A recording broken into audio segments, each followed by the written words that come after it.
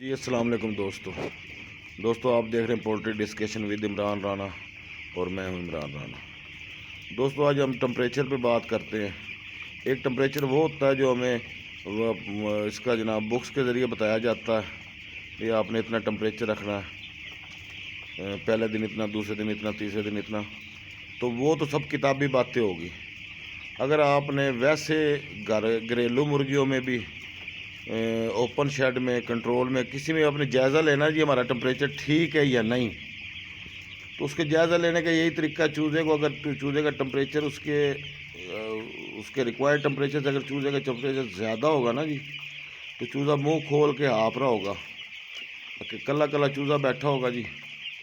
تو ہانپنے کا مطلب یہی ہے، چوزے میں پسینہ جو ہوتا ہے وہ زبان سے خارج ہوتا ہے، تو منہ کھول کے ہانپ رہا ہوتا ہے۔ جیسے کچھ جانور جیسے کتا، بھینس، تو ان کے پسینے کے جو اخراج کا ذریعہ ہوتا ہے زبان ہوتی ہے۔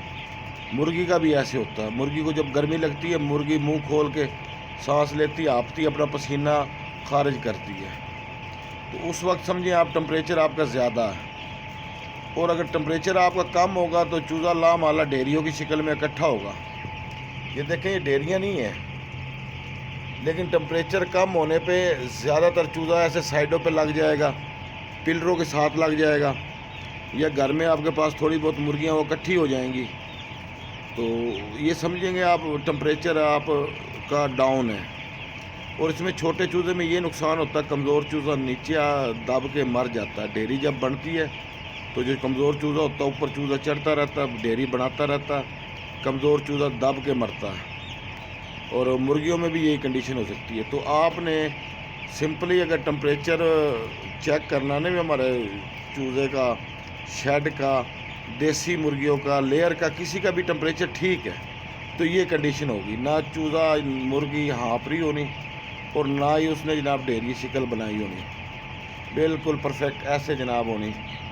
تو یہ دیکھیں، یہ جناب اس کو ٹمپریچر چاہیے، جب وہ اس کو ملتا ہے مرغی کو، چوزے کو، تو وہ ایسے جناب نا، ایسا منظر آپ کو دیکھنے کو ملے گا۔ ڈیریاں بنا رہا ہے چوزا، ٹمپریچر کم ہے، سادہ سا اصول ہے۔ چوزا ہانپ رہا ہے تو سمجھیں آپ کا ٹمپریچر زیادہ ہے۔ ایسے چوزا خوش پھر رہا ہے شیڈ میں تو ٹمپریچر فٹ ہے آپ کا۔ اس کے ساتھ اجازت دیجیے، ملتے ہیں اگلی ویڈیو میں۔ اللہ حافظ۔